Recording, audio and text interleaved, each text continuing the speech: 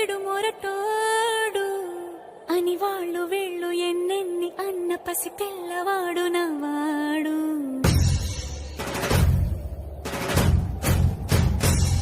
విడు ముండోడు అని ఊరు వాడ అనుకున్న గాని మహారాజు నాకు నవాడు.